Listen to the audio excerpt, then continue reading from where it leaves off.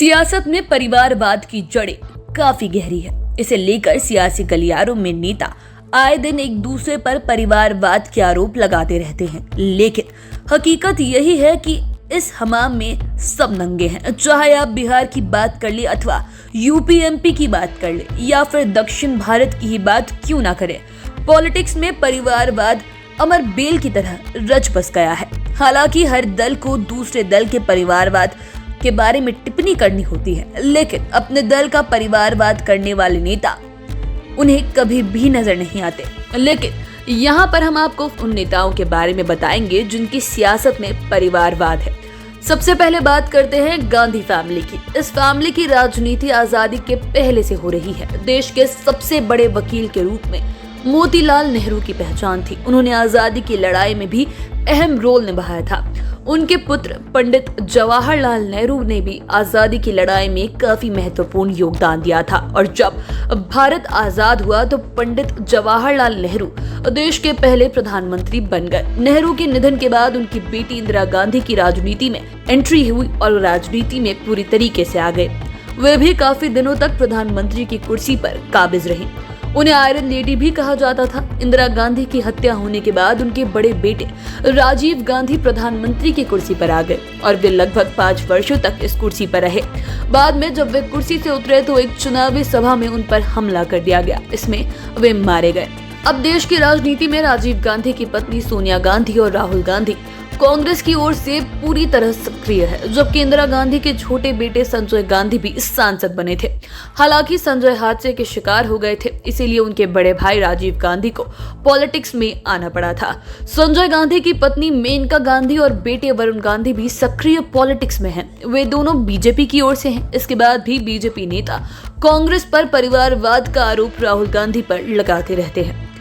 अब बात करते हैं चौथे नंबर की। राजनीति में यूपी के पूर्व मुख्यमंत्री और पूर्व केंद्रीय मंत्री मुलायम सिंह यादव का भी बड़ा परिवार है। हालांकि मुलायम सिंह यादव अब इस दुनिया में नहीं है। उनका निधन 10 अक्टूबर 2022 को 82 साल की उम्र में हुआ था और आज की डेट में उनके बेटे बहू से लेकर भाई भतीजा पोता तक उत्तर प्रदेश के एक्टिव पॉलिटिक्स में है।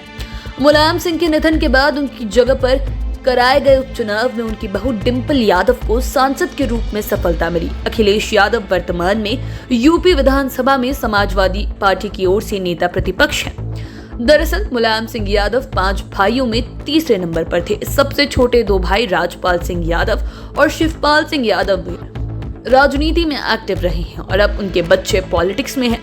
मुलायम से बड़े 2 भाई भले ही पॉलिटिक्स में ना रहे, लेकिन बड़े भाई के बेटे धर्मेंद्र यादव 3 बार सांसद रह चुके हैं, जबकि दूसरे नंबर के भाई के पोते तेज प्रताप यादव भी सांसद रह चुके हैं। बता दें कि तेज प्रताप यादव की शादी लालू यादव की सबसे छोटी बेटी राजलक्ष्मी से हुई है। कहा जाता है कि देश से लेकर पंचायत तक की पॉलिटिक्स में मुलायम सिंह का कुनबा फैला हुआ है। अब यूपी से निकलकर बिहार आते हैं और तीसरे नंबर की बात करते हैं। तीसरे नंबर पर रामविलास पासवान की बात करेंगे। रामविलास पासवान भी अब इस दुनिया में नहीं है। उनका निधन 20 अक्टूबर साल 2020 को हुआ था, लेकिन रामविलास पासवान ने जितना अपने परिवार के लोगों के लिए किया, शायद उतना कोई नहीं करेगा। रामविलास पासवान की ही देन है कि आज उनके बेटे से लेकर भाई भतीजा तक पॉलिटिक्स में है। रामविलास के एक भाई थे रामचंद्र पासवान, उनका भी निधन हो चुका है। वे भी सांसद रहे थे।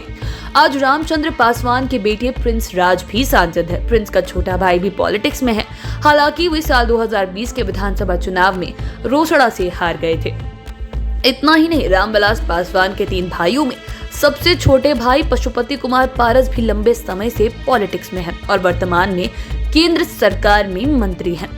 इससे पहले वे बिहार सरकार में मंत्री रह चुके हैं। अब बात करते हैं रामविलास पासवान के बेटे चिराग पासवान की। चिराग पासवान भी 2 टर्म से सांसद है, साथ ही एक्टिव पॉलिटिक्स में है। अब दूसरे नंबर पर बात करते हैं लालू परिवार की। लालू परिवार भी फैमिली पॉलिटिक्स के लिए बदनाम है और बीजेपी तो इन पर परिवारवाद करने के ही आरोप लगाती रहती है। यह अलग बात है कि परिवारवाद वाले दर्जनों नेता बीजेपी में हैं, बिहार में भी हैं और नेशनल लेवल पर भी हैं।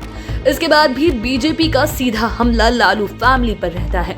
बता दें कि लालू यादव सजा याफ्ता होने की वजह से भले ही चुनाव नहीं लड़ सकते, लेकिन आज भी वे बिहार में किंग मेकर के रोल में हैं।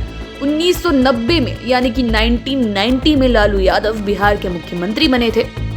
इसके पहले वे सांसद विधायक बन चुके थे। 1974 के छात्र आंदोलन में भी लालू यादव ने लोकनायक जयप्रकाश नारायण के साथ हिस्सा लिया था। मुख्यमंत्री होने के दौरान लालू यादव पर चारा घोटाला का आरोप लगा और जेल जाने की बात हुई तो इन्होंने अपनी पत्नी राबड़ी देवी को सीएम की कुर्सी पर बिठा दिया। वर्तमान में राबड़ी देवी खुद एमएलसी हैं, साथ ही उनके दोनों बेटे बिहार कैबिनेट में शामिल हैं।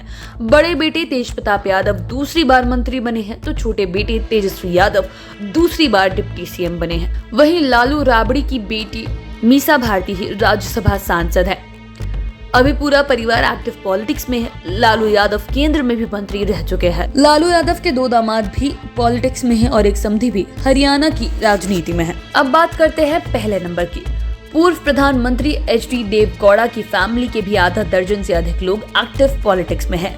ये सब कर्नाटक की फैमिली पॉलिटिक्स में छाए हुए हैं। कहा जाता है कि फैमिली पॉलिटिक्स में कर्नाटक तो बिहार, यूपी और मध्य प्रदेश से भी आगे है, लेकिन वहाँ सबसे अधिक लोग देवगौड़ा फैमिली से हैं। देवगौड़ा फैमिली से 8 लोग पॉलिटिक्स में हैं। उनका बड़ा बेटा विधायक, छोटा बेटा विधायक, एक बहू विधायक, एक पोता सांसद तो दूसरा पोता एमएलसी है। इनके अलावा उनके समधी के साथ ही दामाद का भाई भी विधायक है। इतना ही नहीं, देश के प्रधानमंत्री रह चुके एचडी देवगौड़ा वर्तमान में जनता दल सेक्युलर के सबसे बड़े नेता हैं, साथ ही खुद राज्यसभा के सांसद भी हैं।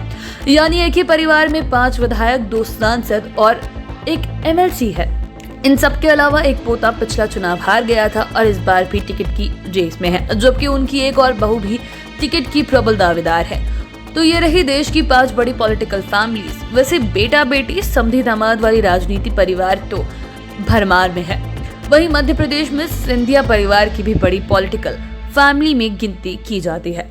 आप चैनल के साथ बने रहें। अगर इस वीडियो को फेसबुक पर देख रहे हैं तो पेज को लाइक करें, यूट्यूब पर देख रहे हैं तो चैनल को सब्सक्राइब करें। धन्यवाद।